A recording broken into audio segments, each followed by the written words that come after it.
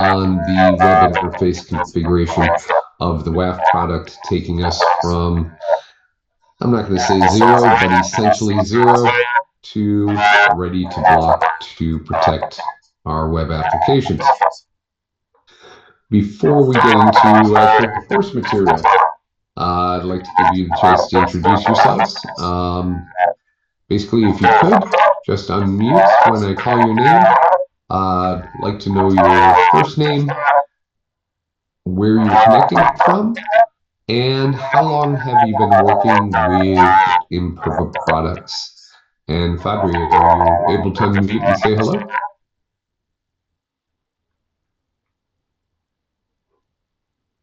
Hello, my name is Martin. I'm calling from Spain, Madrid.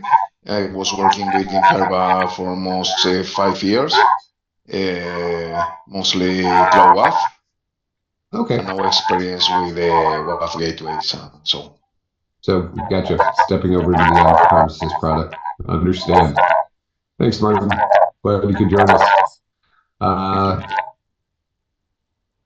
Sugar Mara, are you able to say hello? No, I just say thank you No, for the presentation. I was just asking the next person. Thank you, Martin. Okay, sorry. No problem. Hi all. I'm Subu here from Malaysia, and actually I'm new for Imperva product. So just a beginner. Well, welcome. Glad you could join us. Yeah, and Kurt, I believe I called you this morning because I'm really sorry because we have some timing issue, right? And I sent you and you reply me. Thanks for that. Yeah, no problem. Well, I saw the email when I woke up. Yeah, I'm really sorry because I was confused because I see some India time. That's why. So I'm really sorry about that. And I disturb you and I did call you. So why was that? I'm really sorry about that. Okay. Oh, no problem. I didn't receive your call. I saw the email. Okay. You didn't get a call, but okay, it's okay. Yeah, But glad to meet you guys. Bye. I'm guessing time zone because you're pretty much Yeah. Singapore time zone. I'm guessing, correct? Yes. Correct. 7 hours. Yeah. Yeah. Different. No, I've actually taught several times on Singapore time. This class was originally supposed to be a live class. We were Mm-hmm. going to teach it in Belfast, but basically, mostly partners and employees signed up, only a few customers. So that's why we're doing it remotely. Mm. Okay. Okay. Good. Okay then. Okay, good. Welcome. Glad you could join us. Okay. Yep. Samian, are you able to say hello?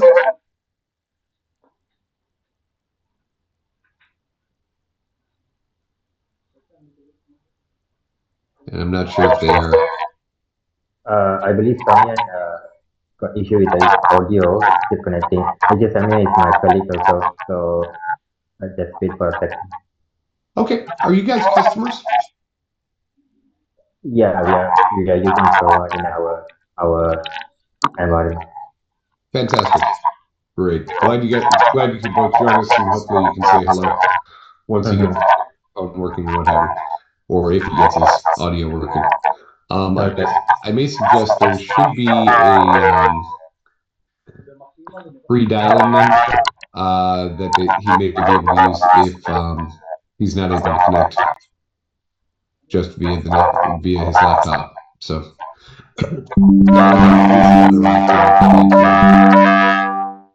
alrighty, Fadri, second chance, so you're able to say hello? Hello, my name is Fazri Maulana. I come from Indonesia. I'm a work engineer with Impapa product in the Indonesian banking system. I want to explore Impapa product with this training. Fantastic. Glad you could join us. Welcome. Alrighty, and I think that's got everybody that is able to say hello at this point. Alrighty, first thing I'd like to do, let me share my screen here. Let's take a look at this from a high level. Dato' ada problem ke? Ni dia cuba cakap dengan you, panggil dia cakap. Okay, so I'm gonna have to. Okay. Just start that class. Okay. I'm gonna make. Okay. Yeah. Okay, Dato'. Hi. Yes, I'm sorry I cut you off. I just muted microphones. We heard your conversation in the background. So I'm going to keep microphones muted. You do have the ability to unmute if you want to ask me a question. So please don't hesitate to either ask questions in the chat window or to unmute. And sorry, just seeing what's going on here. Looks like I'm getting a call. It's very strange. Okay. My apologies for that. Just normally don't get calls at 4 o'clock in the morning, so wanted to make sure, wanted to see what was going on there. Yeah, please, I'm going to keep microphones muted just in case you have conversations in the background and what have you, just so we don't get, so we're not disturbing other students. Please feel free to unmute your microphones, ask a question if you have it, and also I'll keep the chat window open, so please feel free to ask questions in chat as we move along. I may ask you to hold your question if it's based on a topic we'll be addressing later in the class, or if I feel it's a very specific deep dive question, I may ask that we take it offline and we address your question, and I'll address your question via email, or we can set up a side meeting if we need to discuss whatever. If your question's on topic and what have you, obviously I'll answer as we go. But let me get my screen share here, and let's take a look at the WAF from a high level, more of an architecture standpoint. And then we will get into your lab environments. By the way, class documents are available via your lab environment. I'll show you which ones you need to grab and how to download those once we get into the lab environment. But one thing I would like you to verify is that you do. And what I'll do here is I'm just going to resend lab invitations so that they're at the top of your email box. And let me take care of that right now. Hi, Kurt. Sorry to interrupt. Yes. Can we record this class? No. No. We don't record classes. Okay. Sorry about that. Now this is a live class. We do have a hybrid option where you can take the class at your own pace. It's more a matter of watching videos and reading than working directly with me as your instructor for the class. But that's your other option. But I do not record my classes. And let me just make sure here. It looks like the lab environments are loading. Just give me a moment. Basically what I'm doing here is I'm resending the email invitations so that they're on the top at the top of your email list. And one more. There we go.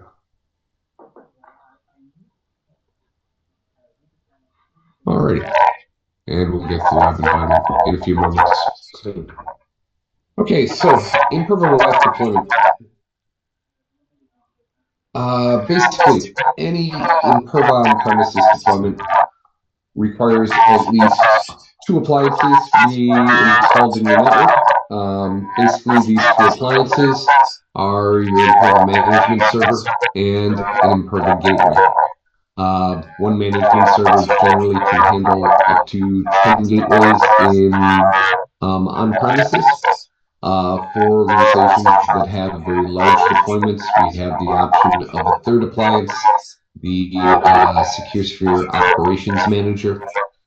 Basically, the Operations Manager appliance acts as a centralized point for managing multiple management servers. Now, just to be clear with this, security policies can be created on the SOM and pushed down to management servers. However, if to actually have that security policy go to work for you, you will have to log into each of your management servers and apply the policy created on the SOM to your site stream. I'll explain this in more detail later on, but just want to make sure that people are clear on that. The SOM is management server aware, however, or is management server aware. However, all policies need to be associated with the appropriate sites tree object, and we'll get into the details of what that means a little later in the class. The appliances themselves, management server, gateway, SOM if you're using one. Basically, these are available as either physical or virtual appliances. We have customers who mix and match. They'll use perhaps a virtual management server with physical gateways. Couple of advantages with a physical gateway. Basically,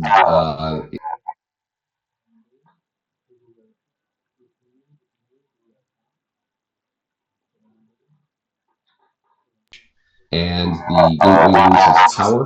Basically, the gateway will fail open, allowing traffic for the protected web servers to pass through the gateway. Obviously, if the gateway is powered down, it is not inspecting the traffic, but this can prevent network blockages. So one advantage of physical gateways. Also, physical gateways can ship with additional cards associated. We can include a hardware security module, primarily for offloading SSL handling from the gateway's primary processor. We also have a card for lights out management available with physical gateways. Our virtual appliances, virtual management server, virtual gateway appliances can be deployed either in a VMware ESX environment or via Microsoft's Hyper-V.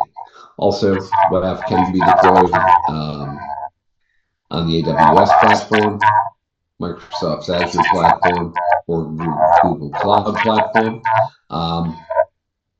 There are some considerations for each of the different platforms when you're initially building out your network, but once you have your network in place, have your various appliances in place, configuration of the on-prem WAF gateway product is basically going to be very similar to, if not the same, as when you're deploying on premises.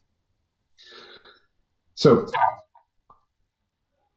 primary focus for this class will focus on our management server and gateway appliances. The management server appliance, either physical or virtual, basically hosts our web interface that we use for primary configuration tasks. Basically, we'll use the management server's web interface to identify the resources that we are protecting, to build out and apply the policies that we are going to use to protect our web applications, and primarily to work with the outcome of those applications. The management server also hosts a backend, a backend Oracle database that basically holds all of your configuration information. Configuration information is pushed from the management server to the gateway appliances, starting when the gateway comes online, and basically the gateway takes that configuration information to determine A, what traffic is the gateway responsible for monitoring, and B, what are we looking for in the inspected traffic? And that B is defined by your security policies and by the actions that we add to those security policies. When we are working with the WAF product, we have 3 deployment options for our gateways. Of the 3, sniffing is the least used. Basically, with a gateway deployed with the WAF gateway deployed in a sniffing configuration, effectively, all of the network interfaces on that gateway are connected to strand ports on switches or direct network taps. The gateway receives a copy of traffic for the protected web applications, via the tap or the span port on the switch and works on the copy. The reason I see that, or the reason I say that sniffing is pretty much our least used deployment option is because we're working with a copy of the traffic and not the actual traffic itself. We have a race condition. Basically, if the gateway, based on a security policy with a blocking action, determines that a particular event needs to be blocked, when the gateway is deployed in a sniffing configuration, blocking has to rely totally on TCP resets sent from the gateway to the protected web server. So basically, we have a potential race condition where the malicious packet may very well reach the web server prior to that TCP reset. So you could have a situation where the damage is already done. That's primarily why we rarely see gateway deployed in a sniffing configuration with the WAF. Sniffing configuration for the gate, or sniffing deployment for the gateways used to be somewhat popular with our database product. However, we've switched the database product over to what we refer to as an agent-only deployment. We get into that in the database class that we're actually teaching next week. So commonly, we see for most customers, we see our gateways deployed either as an inline bridge or as a reverse proxy. Basically, reverse proxy is a variation on an inline bridge deployment in that in both cases, all web traffic for your protected web applications needs to pass through a gateway. With a gateway in bridging mode, blocking is achieved by still sending a TCP reset to your web servers, but also malicious packets are dropped directly at the gateway. And the gateway, with blocking turned on, will send an error message to the client whose request was actually blocked. So basically, blocking from a bridge mode or from reverse proxy configuration basically is a three-step process. Appending packets are dropped at the gateway, TCP reset to the web server, and error message to the blocked client. Now, with reverse proxy deployments, as I said, this is basically considered a variation on inline bridge. And what we're doing is we're asking the gateway to do more work. Common reasons for reverse proxy deployments, basically the gateway could be replacing a legacy reverse proxy appliance. It could be that we want to hide the configuration and setup of our web servers behind the gateway. It may be a situation where rather than having your web servers collected in a demilitarized zone or a segregated part of your network, you may have some web servers that are on your internal network. Reverse proxy mode can help hide that actual location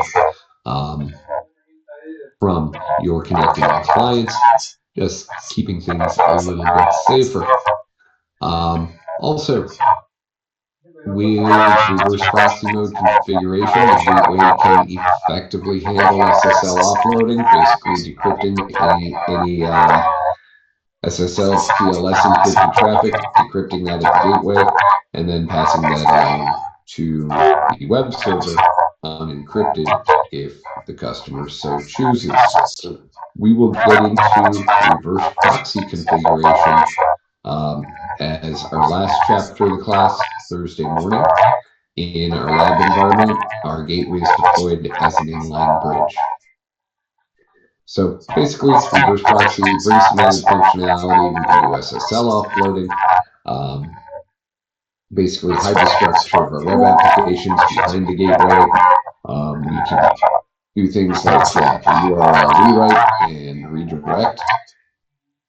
Reverse proxy, either transparent or non-transparent, is required if we have to handle the Diffie-Hellman cipher suite. Basically, Diffie-Hellman was created to prevent man-in-the-middle attacks.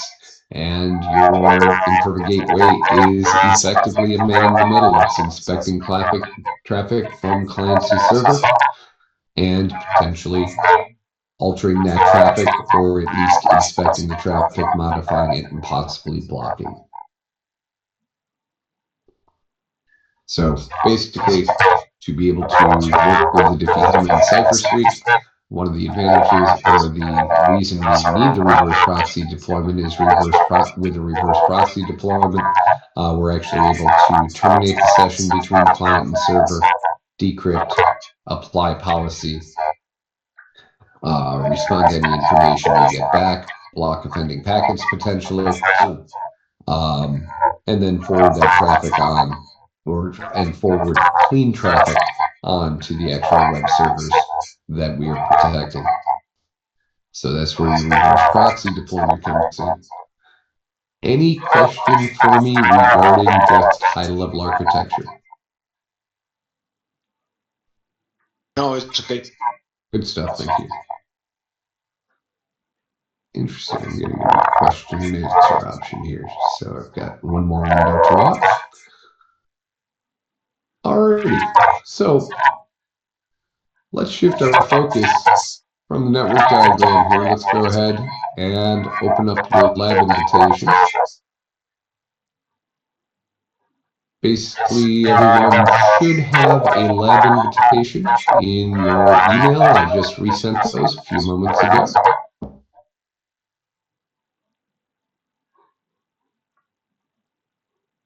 And when you link to your lab environment, you should see a setup very much like mine.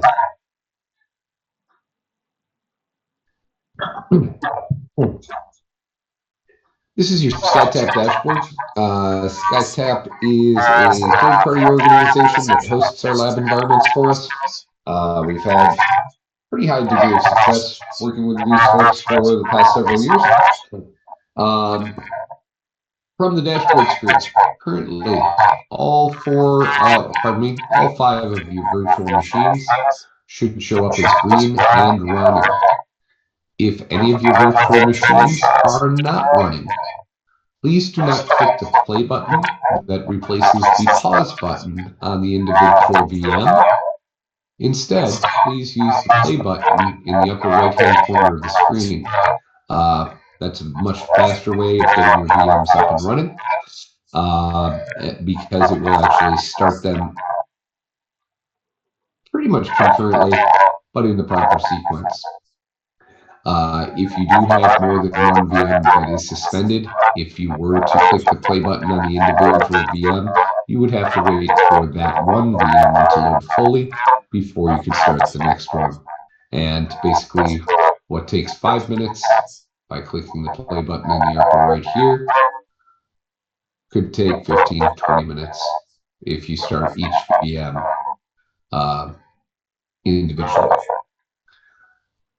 Virtual machines we see here, we have Beta Client. This is just a Windows 10 desktop. We will be using Beta Client for our connection to both the Super Beta Local web application, which is the web application that we'll be primarily protecting, as well as for connecting to the web interface on the management server. Beta AIO, this is our resource server. Beta AIO hosts our web server, hosting the two web applications that we'll be working with in this class. Beta AIO also hosts the backend MS SQL database that's used by the Super Beta Local e-commerce web application. Also hosts Active Directory, syslog, FTP, and all of our other services. Now, this is obviously something that you generally wouldn't see in most customer environments, as vast majority of our customers will have dedicated servers for each of the different services that we're working with. This is just a space-saving measure on our parts to help keep our lab costs down. The lab firewall basically ensures that we have a clean connection to Imperva servers. We won't be doing any configuration on the lab firewall itself. Veda MX is our management server. Basically, MX management server, the terms are interchangeable. And lastly, our gateway, Veda Gateway. Basically, the Veda Gateway is deployed as an inline bridge in the lab environment. Now, within our labs, we're working with a fictional customer that goes by the name of Super Beta. Basically, Super Beta hosts an e-commerce web application selling books, CDs, various types of merchandise. That web application is supported by a backend MS SQL database, and they also host a management interface uh, or management application that the web developers and system admins use to manage the Super Beta web application. As I said, our goal is basically we are starting with initial configuration done, or at least command line interface configuration done on our management server and gateway appliances. Effectively, this class is sort of picking up where the administering secures for your infrastructure or administering Imperva infrastructure, where that class leaves off. That in that class we go through the initial first time login sequence where we set up the different user accounts and connect the basically register the gateway to the management server, things along those lines. That's all covered in the admin class. So those steps have been completed. We also do have some resources identified as well, and I'll point those out as we work through the class. Let's go ahead and open up Veda Client. To open up the VMs directly, just click in the middle of the VM. For the class, please use one of the web browsers on the Veda Client for both your connections to the different web applications and for your connection to the management server. The reason I ask you to do this is if we generate all of our activity from Veda Client, the web traffic will actually pass the gateway. However, if we use a web browser on Veda AIO to connect to the web application, that traffic is not actually crossing the gateway, so it will be missed. Now, as far as connecting to the management server goes, basically, customers can set up any machine with a web browser or with a supported web browser to connect to their MX. So let's go ahead, open Veda Client. So nice Windows desktop here, pretty picture. And our Windows password, for the record, folks, for the chapters we cover today and many of the chapters we cover tomorrow, I will be walking you through all of the lab exercises for these lessons. Please navigate and configure with me. I will give you a little time at the end of each section to catch up labs. Also, your lab environments are available to you 24 hours a day, and your lab access will expire at midnight Belfast time on Friday. So basically, pardon me, 11:55 p.m. Belfast time on Friday. So we give you 1 day of lab for each day of class plus 1. Windows password for Veda Client is Bravo Papa 1. Sorry, could you please repeat the password? I just put it in chat for you. Oh, okay, thank you. I'm not expecting you to get spelling correct just from my saying it. So.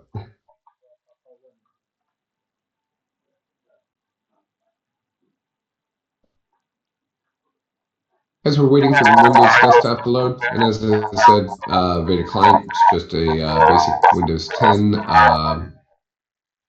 10 desktop machine. And once I find my mouse pointer here, let me get over and create exactly what I didn't want to do. Sorry, my mouse was not showing up, and I closed my browser by mistake here.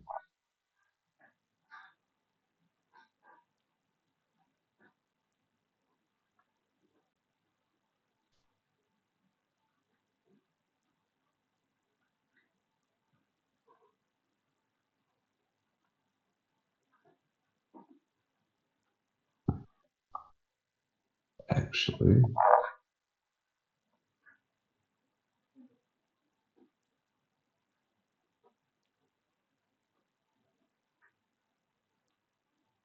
sorry, folks.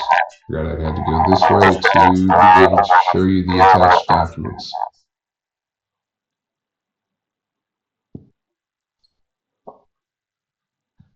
Alrighty, all better. So when we get to the Beta Client desktop, just a couple of maintenance items that I want to point out to you before we actually connect to SecureSphere. One thing I am going to ask you to do actually is, first thing, go ahead and click on Firefox, please.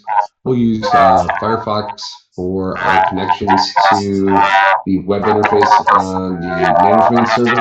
We'll be using Edge for our connection to the SuperBeta local web application, so we don't have to log out of SecureSphere every time we want to generate some traffic for SecureSphere to pick up. Supported browsers that are supported by SecureSphere, Firefox, Google's Chrome browser. Last I heard, Edge is not officially supported. Basically, we do support versions of Internet Explorer, at least versions of Internet Explorer that support HTML version 5. But from what I've seen, some customers do use Edge primarily, working with the web interface. What I found is that every once in a while, as Firefox and Chrome are automatically updated, occasionally you'll see some glitches with pop-up interfaces within the management server's web interface. Switching from Chrome to Firefox, Firefox to Chrome will usually take care of that, and I've seen both Firefox and Chrome be the problem. So that's why I say switching back and forth between the two if you do see issues with rendering pop-ups. We'll see if we run into any of those, and I'll demonstrate if we do run into that. I'm going to go ahead and click to get Firefox churning in the background. Generally takes a few minutes for Firefox to spin up the first time we delve into the lab environment. So we can talk a little bit while we're waiting for Firefox to load. So as I said, we're going to be our customer for the purposes of this class is SuperBeta.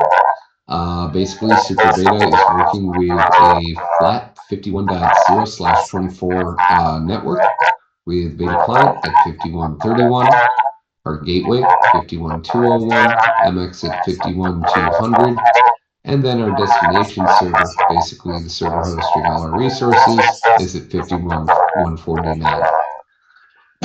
Basically, our gateway is set up to bridge connections. In this environment, primarily just from beta client to the web server. Our gateway also has an out-of-band connection to our management server. Again, configuration is done via the management server web interface.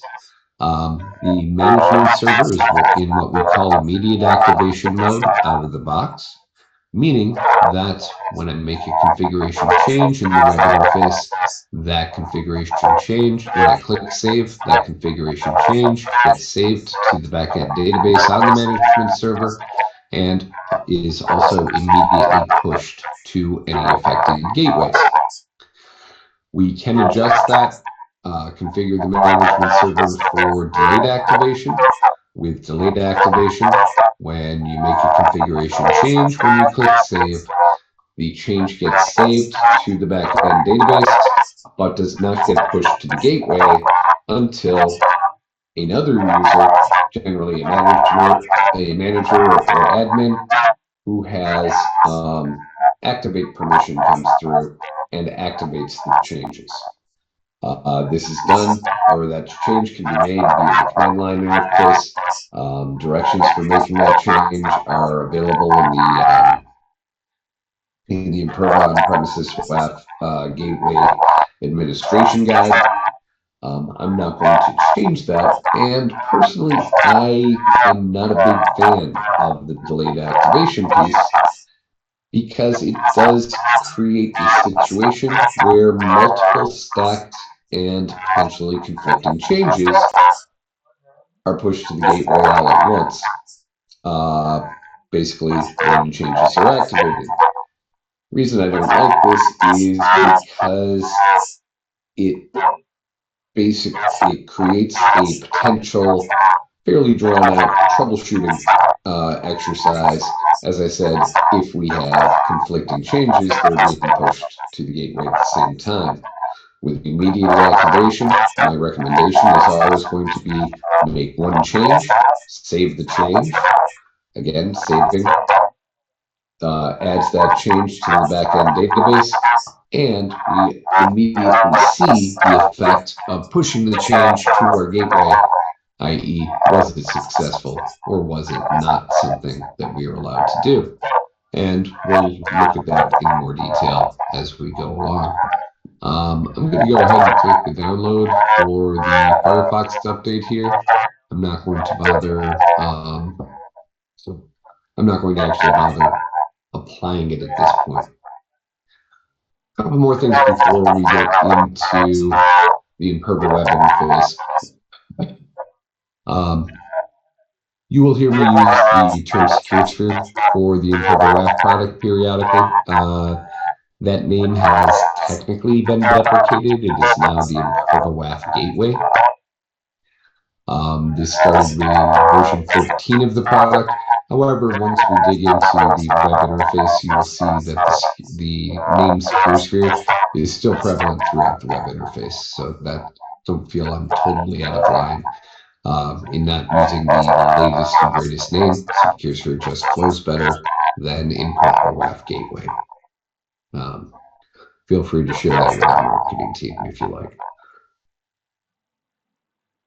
Good. Is that possible to change the keyboard layout? Yes, we Because can. it's only available the US English, and I have a Spanish keyboard. Yes, we have an on-screen keyboard. Okay, perfect. So for special characters, this is going to be your go-to.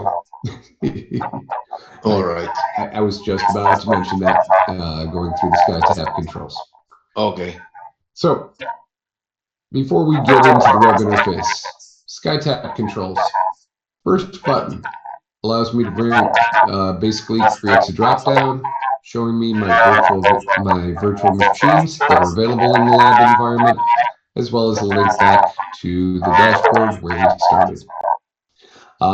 If for some reason you choose after class to go back into the lab environment, maybe you get a little behind with exercises or something along those lines, you want to get caught up. As I said, it's likely that, so basically the VMs are set to suspend after 2 hours of inactivity.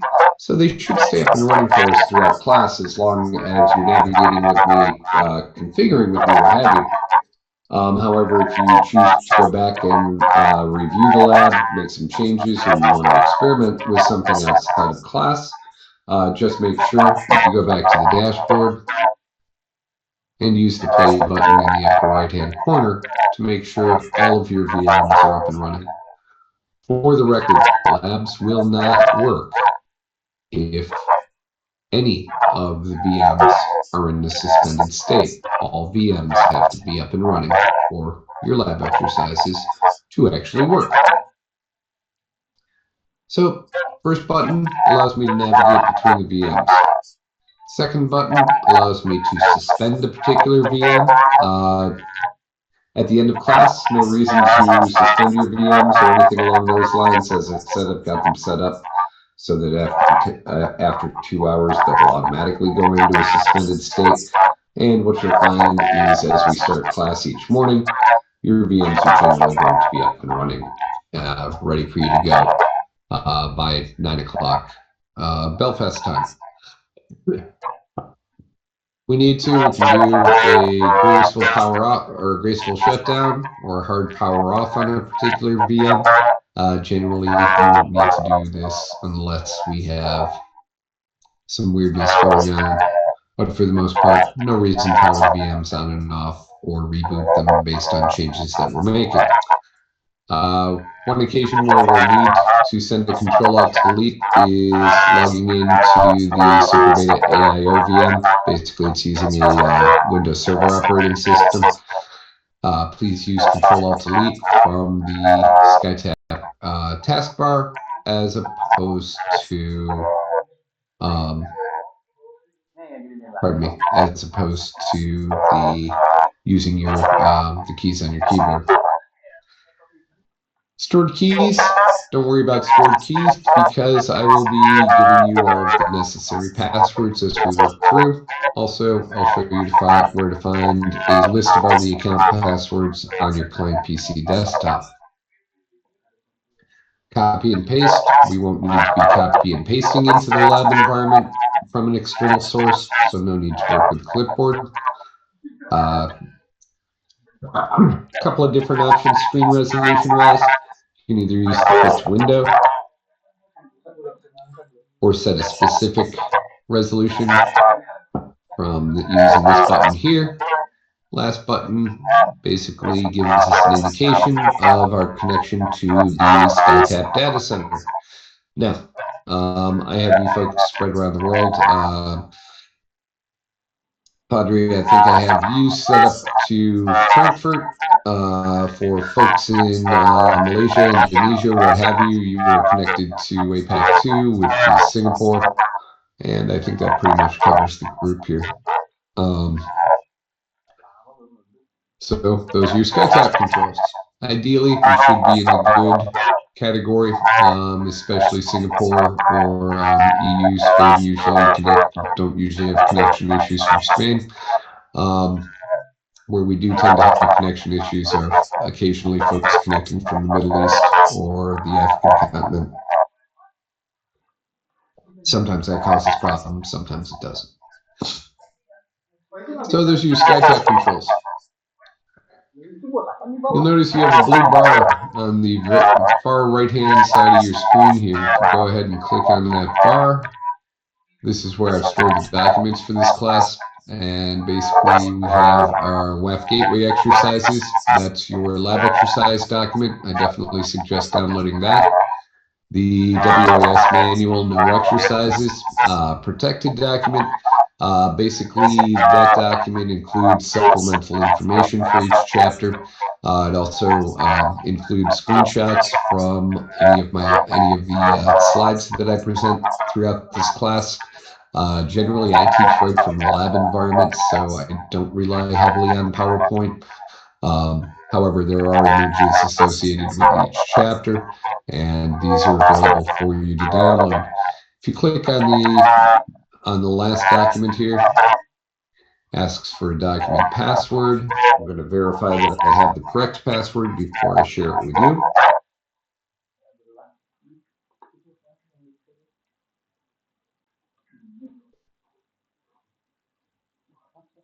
Okay.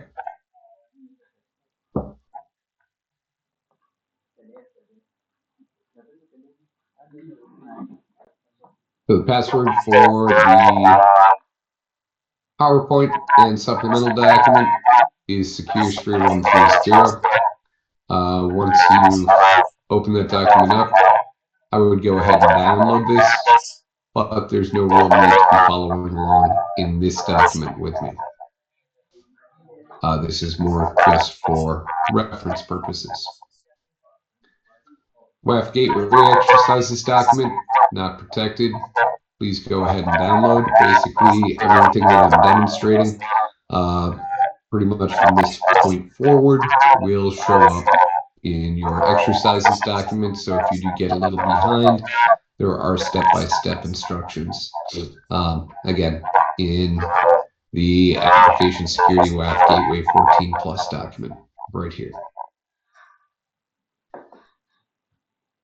Lastly, this revised object creation workflow, just an image file, and we'll talk about that a little bit later once we get to that point in the course. So if you haven't already, please go ahead, download these documents so they have them for your reference. If you did download the course documents from Imperva University when you signed up for the class, the documents that are included in the lab are the most up-to-date. So I would download these even if you already downloaded the class documents from the class listed in Imperva University. Last thing I want to show you before we access the web interface is this little Notepad++ document. May give me a warning here. Okay, nope, it works just fine. This is the document that I mentioned where we have the different account passwords that we'll be using throughout the class. As I said, especially early on, anytime we're using a set of credentials for the first time, I'll be sharing it with you in chat. So no need for you to worry about jumping back to this document all the time, but just know that all the necessary account passwords are right here at the beginning of the document. Also, we have some longer strings of information that we'll use as a part of our configuration tasks, specifically our sensitive data dictionary pattern. We'll be adding that, and your syslog action interface messages. Basically, the reason I included these in here is just to allow you to copy and paste rather than typing out longer strings of information. For those of you that have worked with the product for an extended period of time, as you've probably realized, being one character off in a command or what have you is the difference between success and failure. So especially with regular expressions and whatnot, basically a high degree of accuracy is necessary. I like to keep this document available for me to grab whenever, but reduced on your client PC dashboard. Notice client PC clock has us 1 hour behind. Its listing is 3:55 a.m. This is the clock that we'll use for break times. And folks, this is a really good time to take our first break. So with time being 3:55, let's come back at 4:10 a.m. And again, that's on the client PC clock. So let's take 15 minutes and we'll get in when we return. We'll start with a high-level tour of the management server's web interface. We'll also take a look at the web applications we're protecting. Any questions before we go to break? Oh, everything's clear. Thanks, Martin. Good. Alrighty.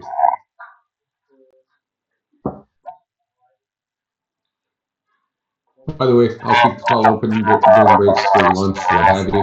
I will be stepping away, so if a question does come into your mind while we're on break, pop it in the chat, and I'll happily address it when we return from the break.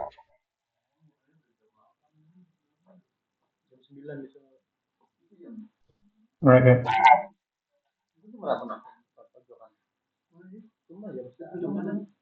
Yang warna biru HM dia udah hadir lagi 05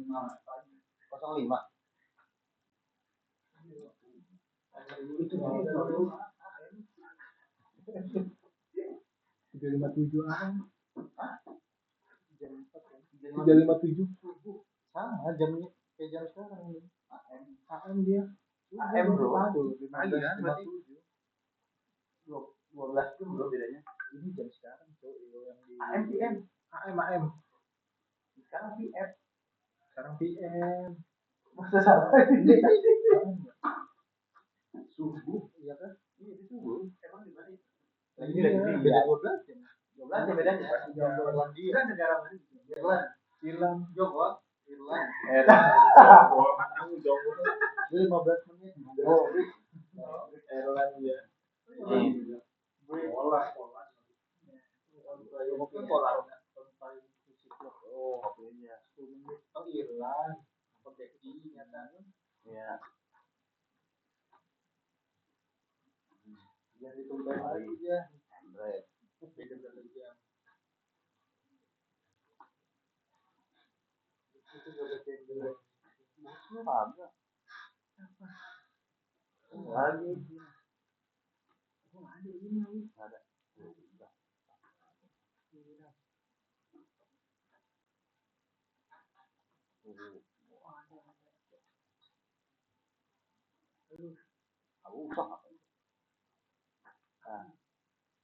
Irlandia Irland itu McGregor jam 9 malam ini tuh ini sesuaikan TP sama klien masing-masing gue di Indonesia disesuaikan mungkin kok Irland berarti jam 9.58 jam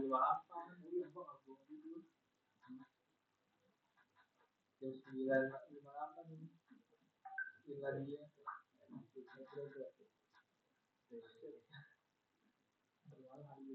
begadang gua dulu besok dulu di sini bagus dulu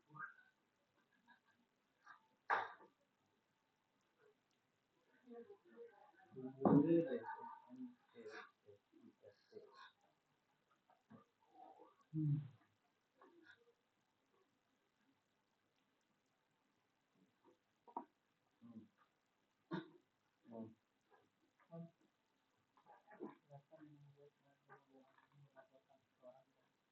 birnya siapa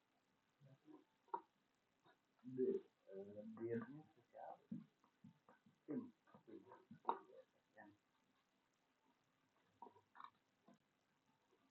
tapi kalau dongeng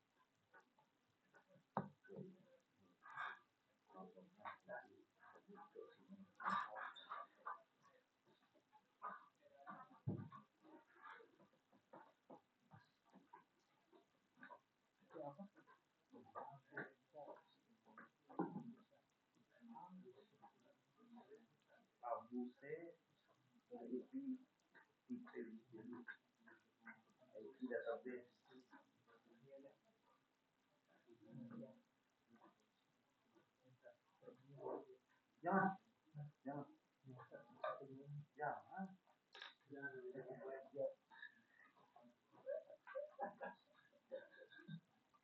Taruh aja sono kan sampai ntar malam. Nggak boleh. Buat cemilan. Maksudnya gue desain dulu. Oh iya. Ide bagus.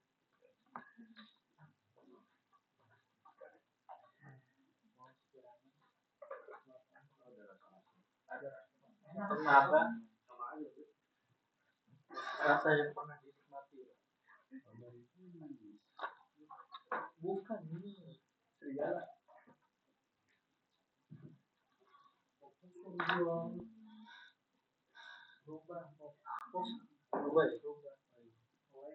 Rubah ya gila. Apa yang mau rubah? Jangan saja udah pakai udah bisa masuk dia pakai tapi nggak bisa deploy. Udah bisa deploy. Sedihnya aja. Berapa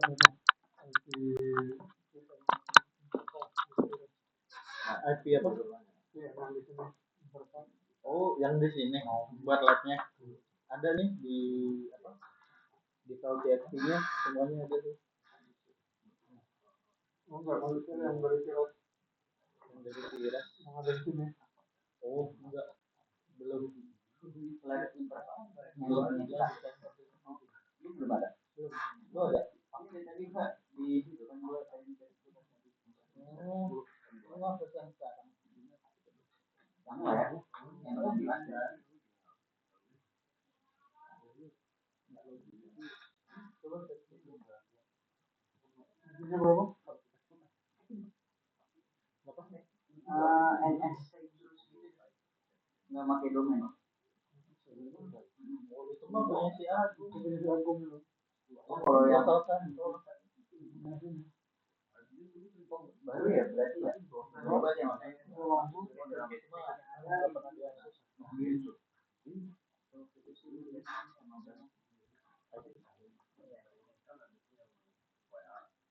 Kalau ini udah ada berarti. Nah, itu udah. Ya, si Agung. Ini udah lagi sih. Berikut berapa?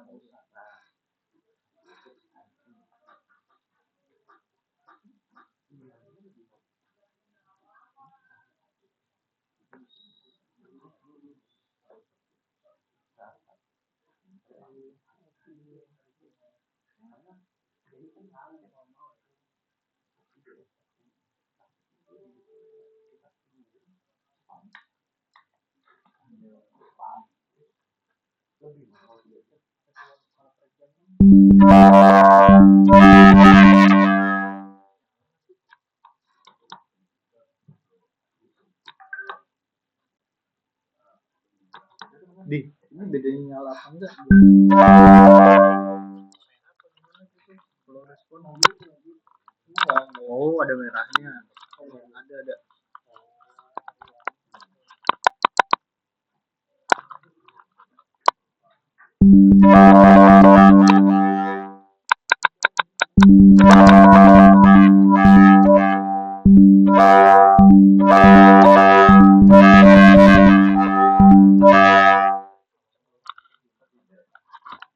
Balik yang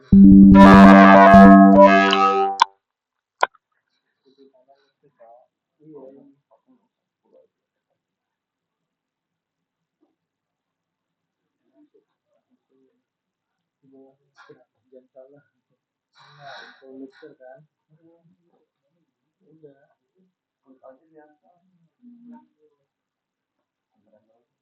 Baca tanggalnya mesti gini. Tadi sempat ada lagi.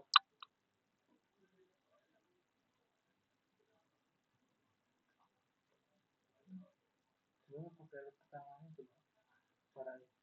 Ntar gue koneksi mulai ya. Nanti aja pas jam istirahat. Ntar maghrib istirahat.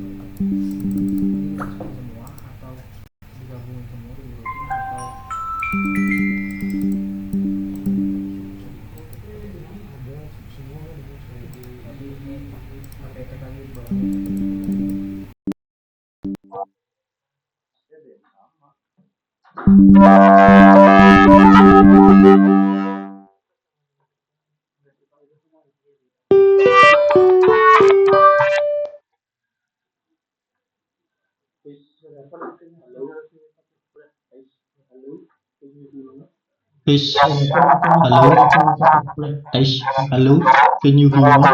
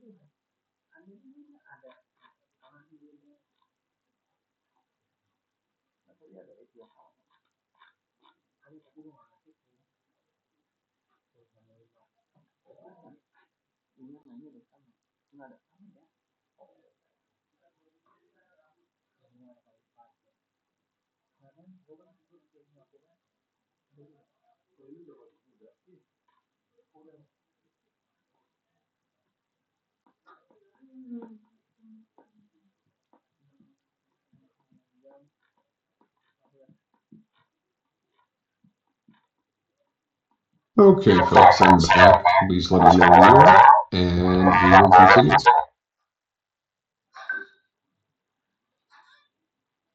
Okay. Thanks, Martin. Actually, gonna grab my water bottle. Be right back.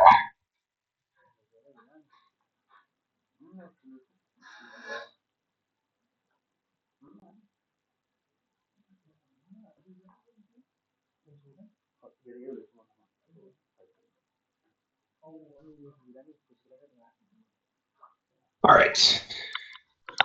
So, logging into the web interface. I'll add the credentials to chat here before you type them in.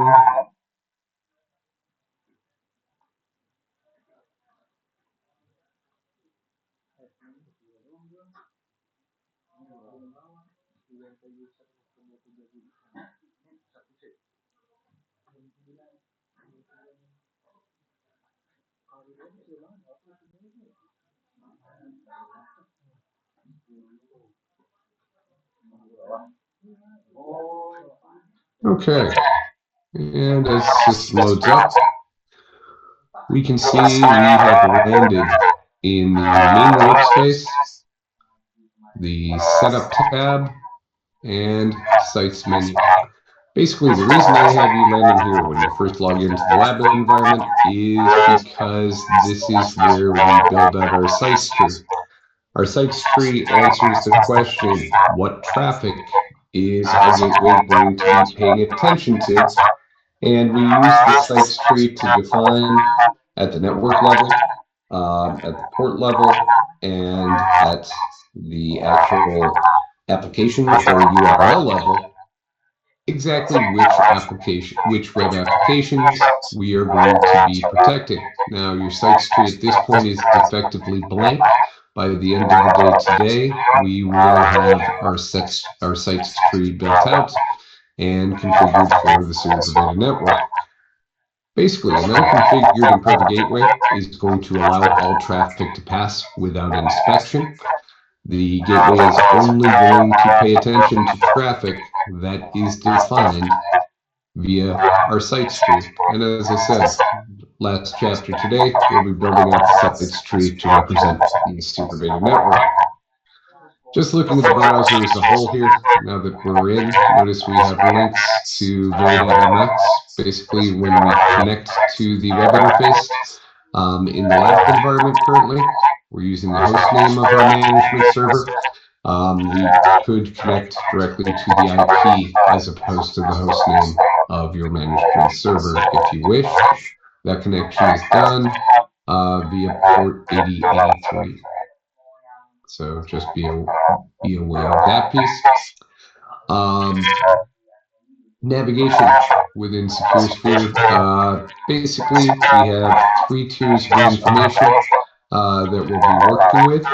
The first and top level is our workspace menu. With the workspace dropdown in the upper right-hand corner of your screen, you see the main workspace. This is mainly where we configure how SecureSphere, first of all, what traffic SecureSphere is going to be looking at, and also what are we looking for in the inspected traffic. Also, we'll be working with the output of our security policies here via monitoring violations, monitoring and alerts, and monitoring dashboard. One thing that I didn't pick up for a while early in my training and was pointed out to me actually just a few years ago is that the ordering of our tabs in the main workspace basically gives an indication as to our deployment workflow. Our first step, discovery and classification, we need to identify the web servers, the web services, and the web applications that we need to be protecting. Now, with many organizations, if you are a services partner, basically the customer will give you a list of the web servers, a list of the application URLs, and a list of the ports that you're going to be using. But we do also have the option to run a service discovery scan. Basically, the service discovery scanning tool that's included with your on-prem WAF gateway build is a slightly modified version of Nmap. Basically, what it's doing is it's a port scanner looking for both servers by IP and ports that are listening for web traffic, both on the default ports 80 and 443 for HTTP and HTTPS. We can also scan for non-default ports that are open for web traffic. Very important when we're building out our sites tree that we define all of the ports that are open for web traffic, because again, any port not defined is going to be ignored. So we want to make sure that we're looking for all possible client connections, and therefore we need to make sure we identify all of the open ports.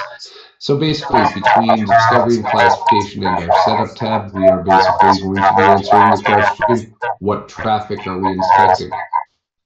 We have our sites menu and our applications menu, the global objects menu. Global objects, basic main setup in global objects basically takes us to a repository of objects that can be used. For more complex configuration within SecureSphere, we have a number of built-in lookup data sets. Basically, these are primarily lists of IP. In many cases, these are lists of IPs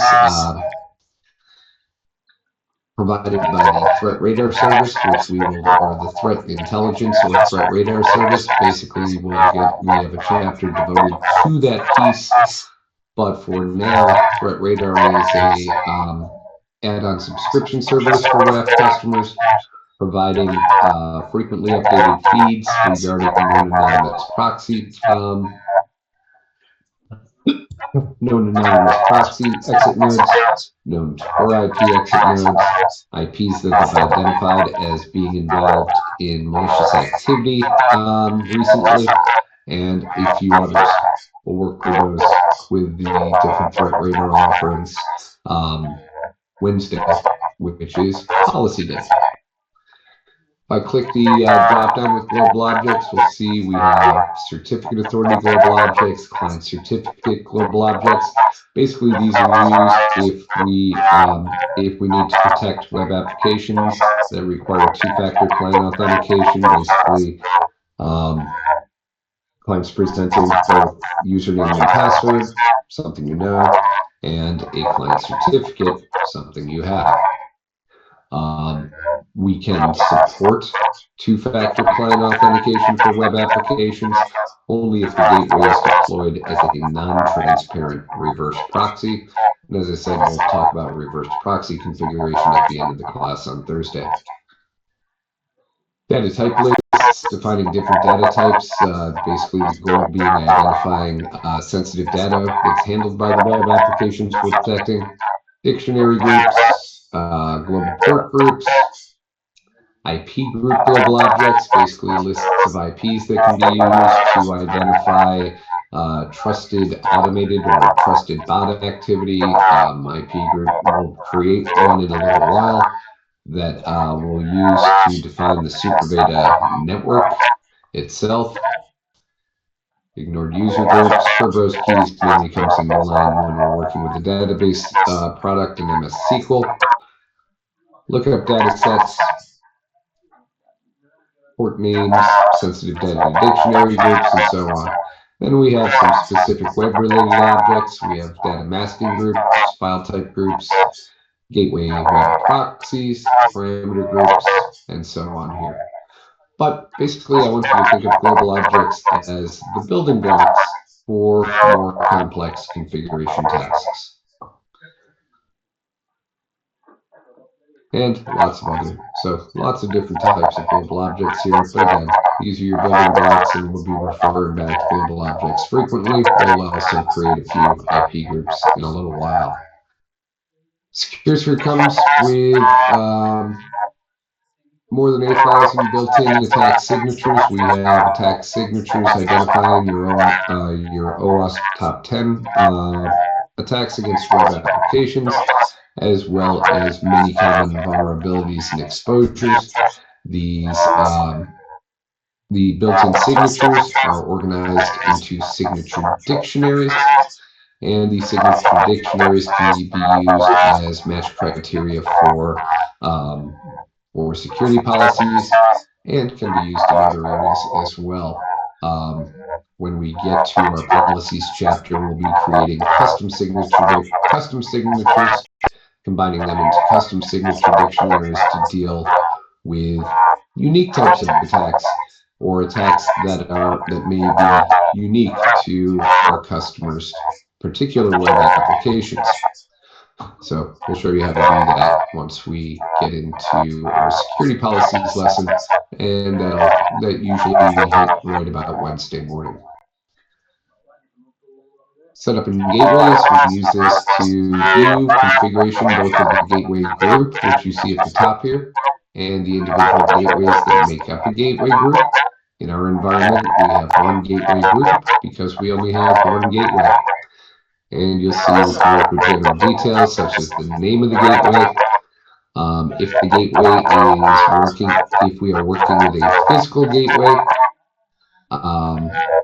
we can choose the fail mode, whether the gateway will fail open or fail closed. Because we're working with the virtual gateway, fail closed is the only option.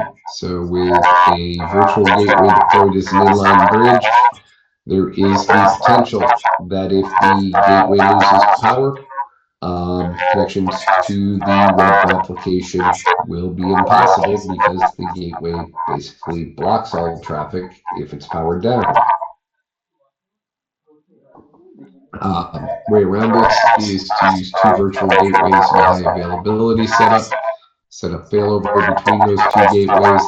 That way, there's always an active gateway up and running. With physical gateways, we have the option of failing open. That's actually going to be the default mode, as the NIC card that the gateway ships with basically creates a physical connection across the Ethernet ports. If it's powered down, so traffic can continue to flow. So general information about the gateways. Have some settings we can work with: key management, archiving settings, some timex communication, agent compatibility package management. The agent compatibility package management only comes into play with the database and file products. And then you have your software updates. Basically, we can download updates for our management server or gateway appliances directly to those appliances or directly to the management server. In the case of the gateway, we can push an update from the gateway or from the management server to the gateway. The upgrade process and patching process is actually covered in the administration class, so that's all the detail we're going to go into here. So basically, setup tab is where it controls a lot of the setup for your deployment, with the primary focus being on defining or answering the question, what traffic are we looking at?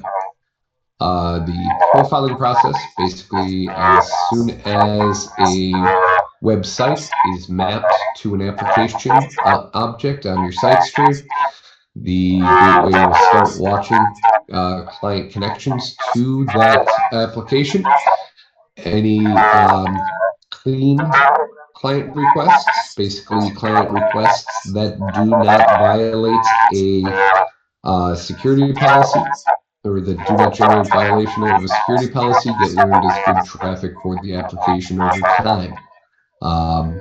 The application profile is helpful in that it supports the profile policy that, rather than looking at predefined signatures, it looks at a baseline of normal good traffic and generates violations and thereby alerts when we have new traffic that was not learned as good during the profile learning process.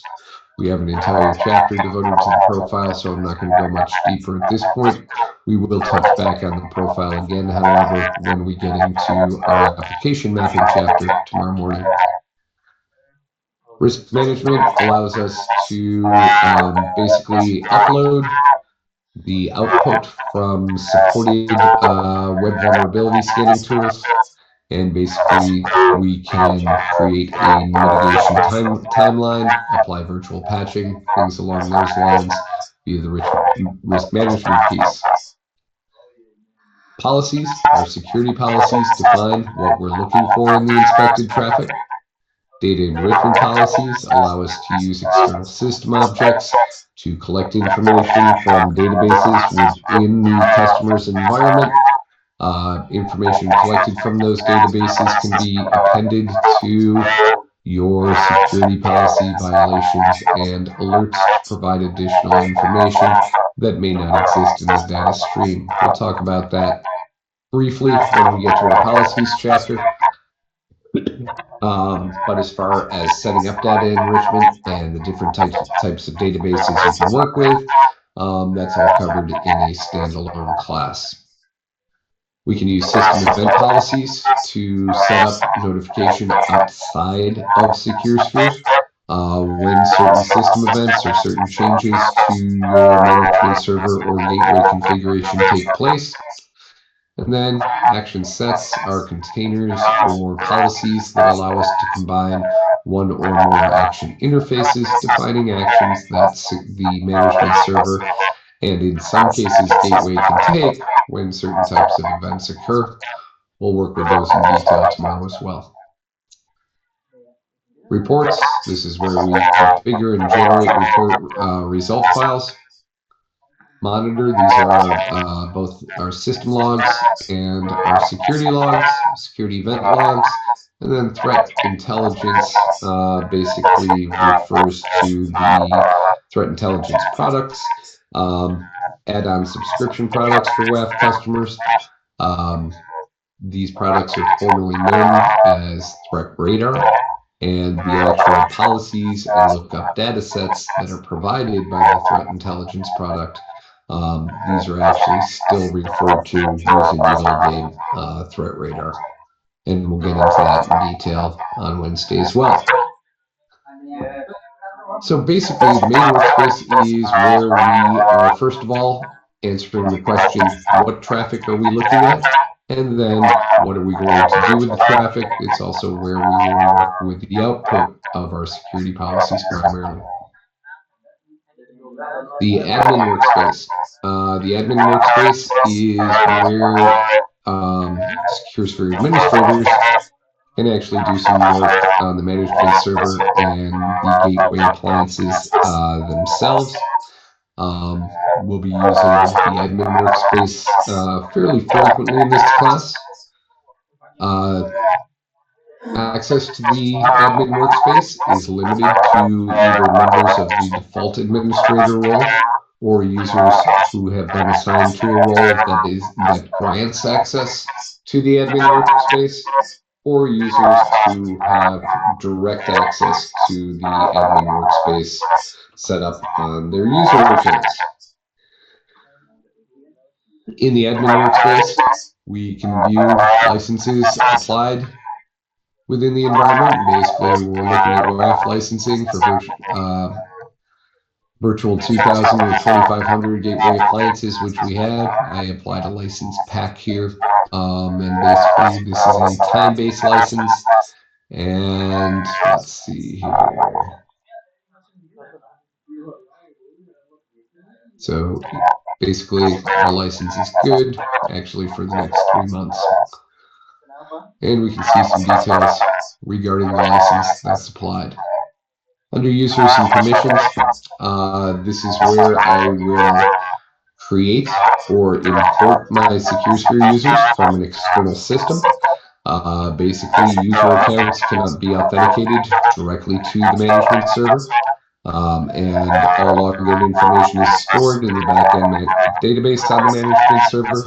We will also be configuring SecureSphere to use external user authentication. Many of our customers prefer to have their Imperva users be managed via their Active Directory or LDAP or backend LDAP system.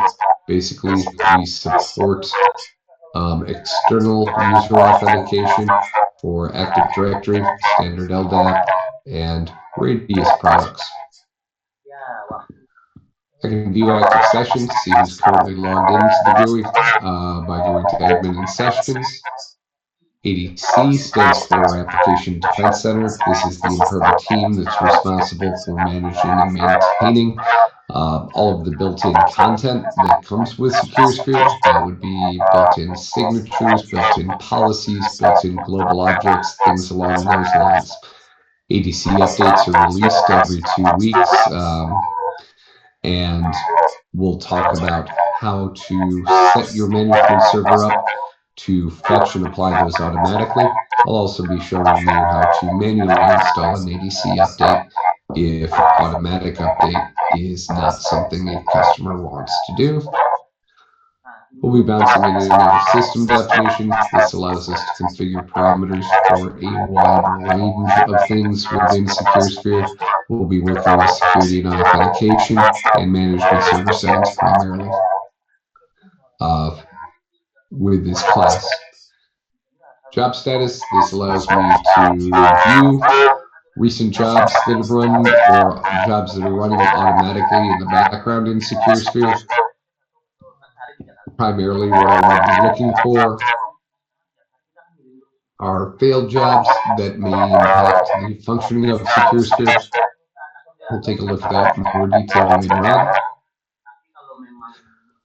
Maintenance, basically this allows me to apply action sets for different maintenance tasks. We'll be setting up our full system export, basically backing up our Imperva configuration by creating an action set and then applying that action set as our archiving action. We can do the same thing with reports archiving. Risk score update job refers to the risk management piece, system events archive, and vulnerabilities purged. System performance. We can go here to view our management server performance. However, if we go to gateways and agents, because we're working with virtual appliances, basically we can't do performance profiling on our gateways. This only works with physical gateway appliances.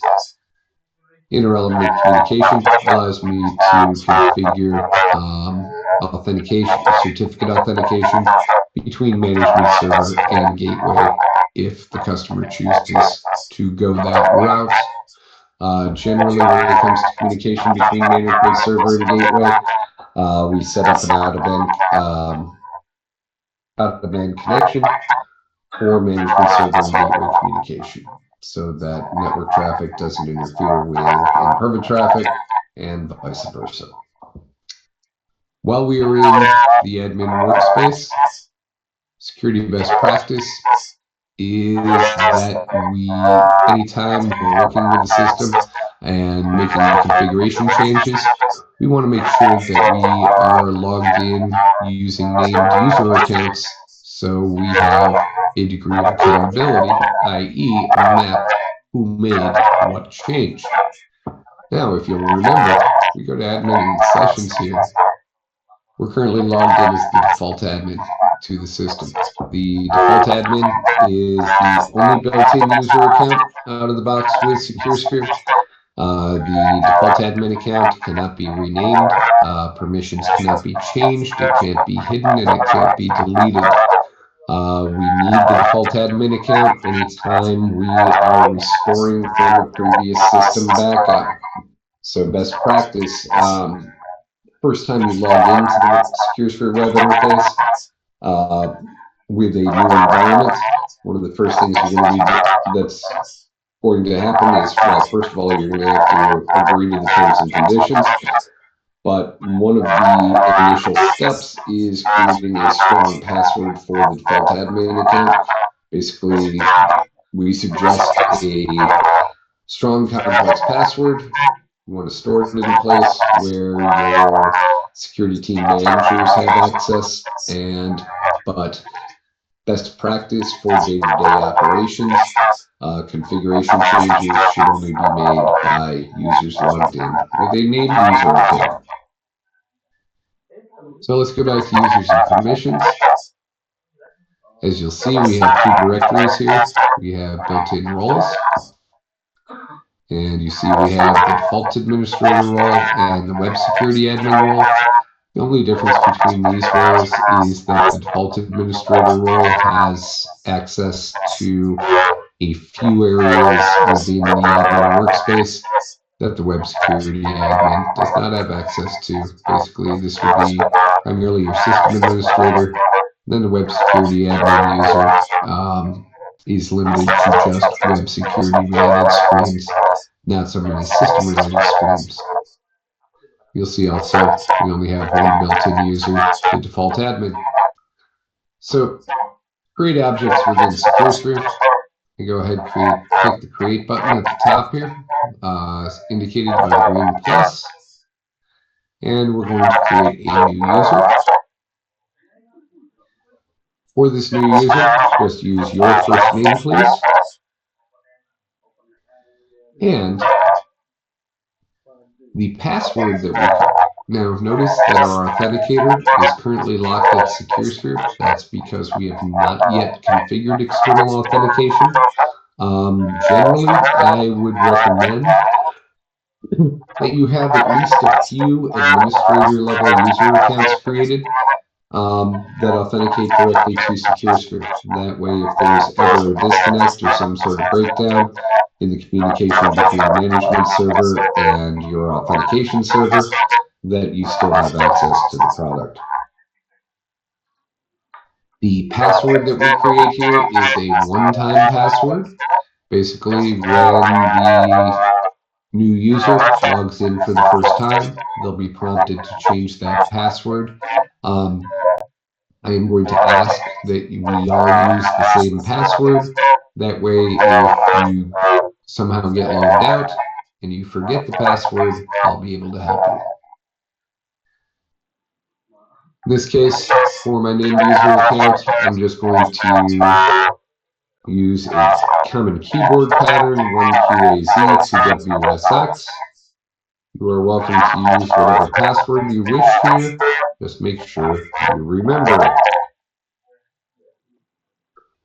For the record, folks, this starter is just taking notes, and again, please configure with me as we go.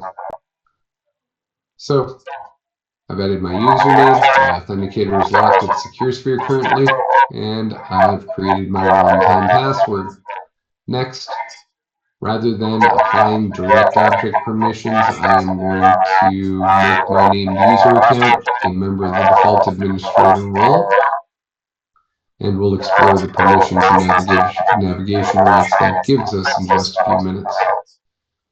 So, username, added my password, assigned the admin role, and basically I just clicked on administrator, moved it over using the right facing arrow here, and I create. Not going to bother saving the password in Firefox because I'm going to change it when I log out of the default role and in with my named user account. So we see my account's been created. I've assigned the administrator role. In regard to object level permissions, you'll notice that I have create level permission for all object directories.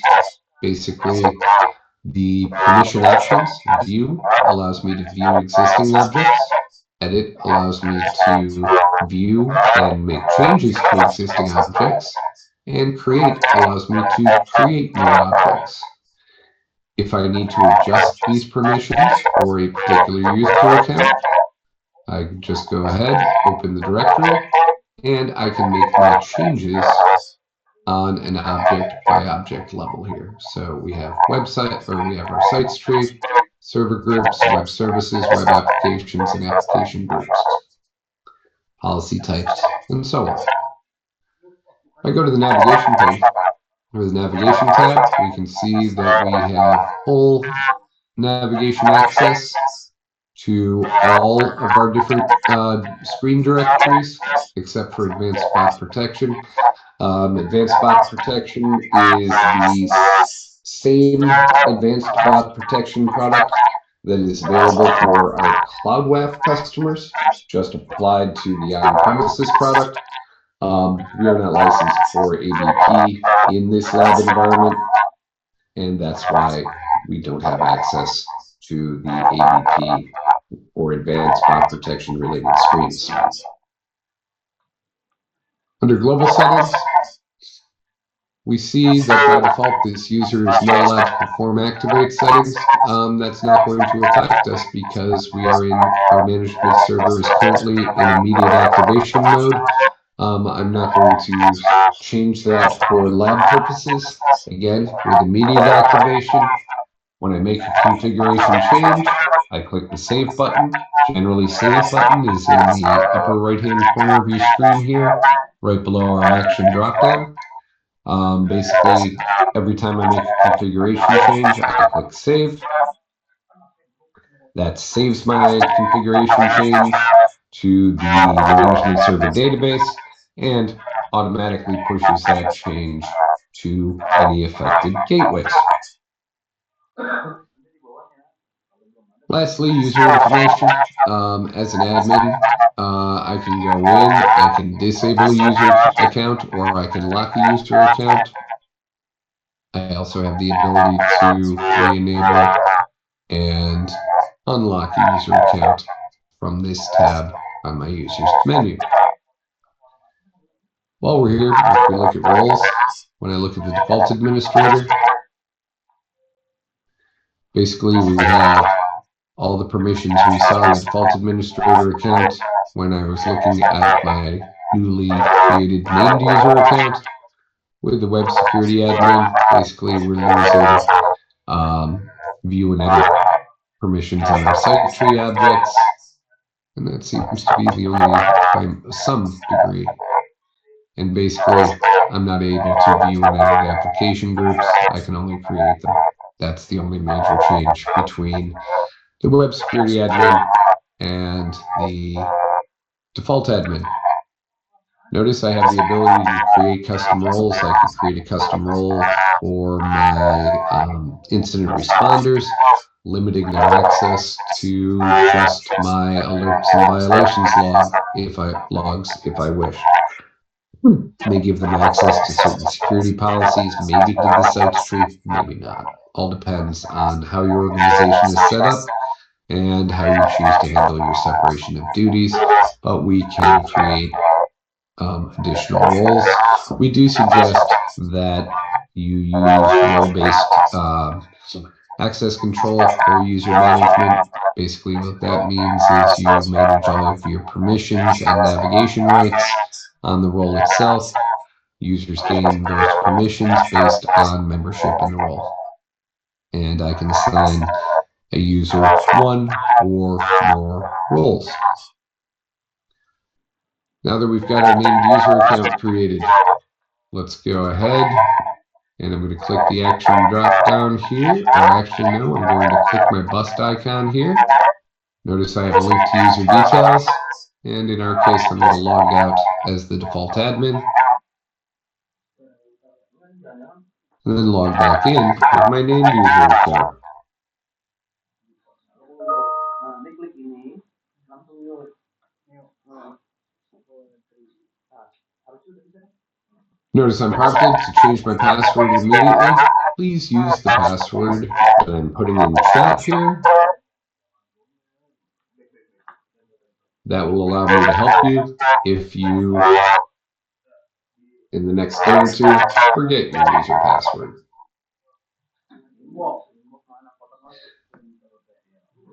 By the way, minimum password requirements built into the system. System requires a 7-character password using lowercase letters and numbers. In our next chapter, I'll be showing you how to adjust those so that you can set the secure password requirements to match your organization or your customer's organization or your customer's password requirements.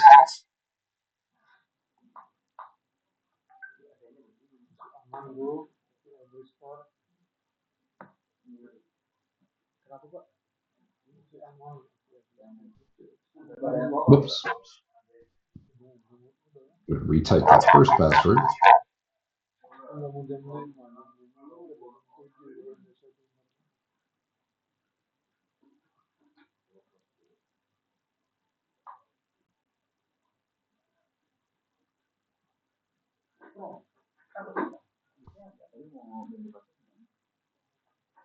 There we go.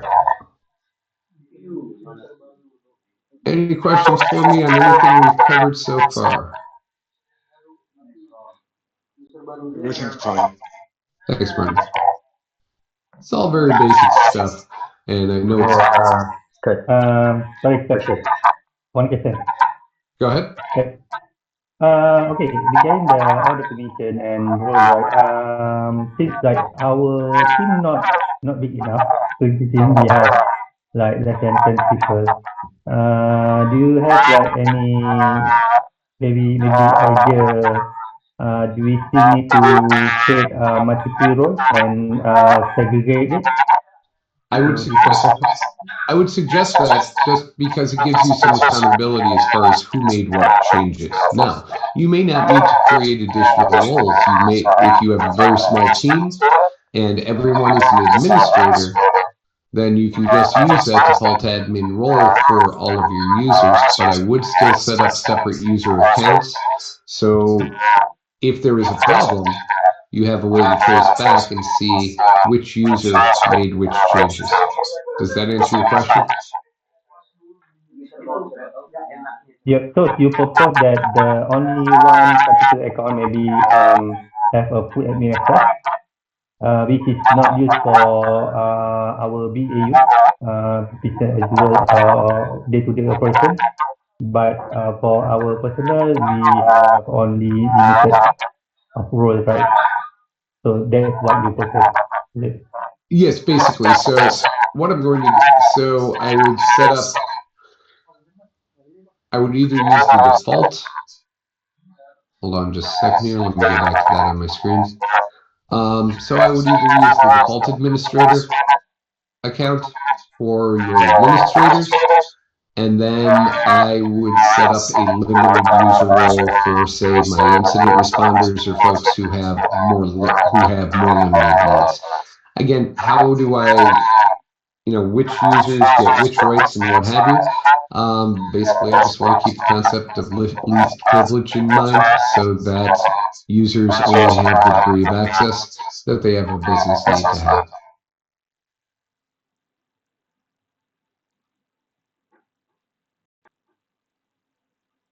Alrighty, so Good. I got a question.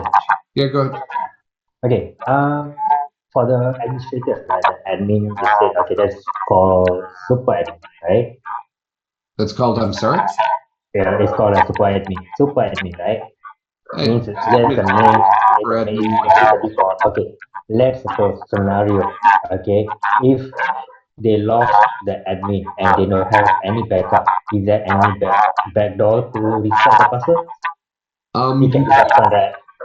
Yeah, you could work with support, and there I have heard that you can dig in via the command line interface and Mm, actually find it, but quite often if best practice is that you set a strong password, you lock it up somewhere safe so that, say, the primary administrator leaves the organization, somebody else has access.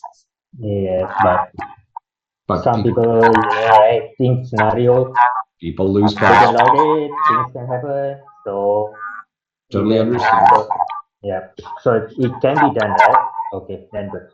Um, Generally, yes. It may require involvement from our professional services team. May, but I would work with support in those situations. Not the first time I've heard this question, and I'm sure it happens far more regularly than it. But yes, Okay, thanks, but thanks. there's generally a means to do it. But when I'm working with customers directly, I always counsel them, create a strong password, write it down, save it in a safe space, because not having access will cause, forgetting those credentials will cause you trouble in the future. Bisa translate yang lain. Okay, noted. Good. Oh, ini berarti All right, folks, good time to take our next break.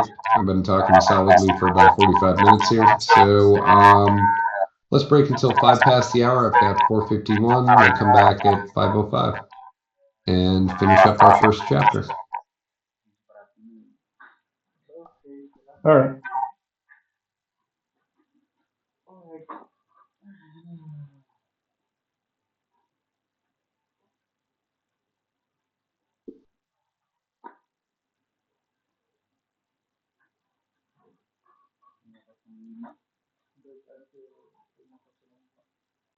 Ini jam berapa? Di sini kan ada desa Indonesia di sini di sini itu jam berapa? 4:51.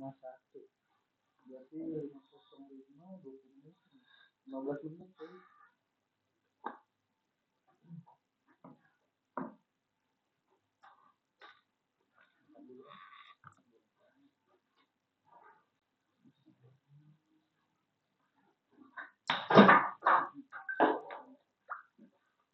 Mana? Di bawah deh.